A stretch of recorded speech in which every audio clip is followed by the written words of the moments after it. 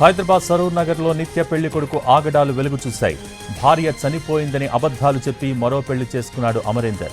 అమ్మాయిలే పుడుతున్నారని భార్యకు 4 సార్లు అబార్షన్ చేయించాడు. మరో పెళ్లి చేసుకున్న అమరేందర్పై సరూర్ నగర్ మహిళా పోలీస్ స్టేషన్లో బాధితురాలైన భార్య ఫిర్యాదు చేసింది.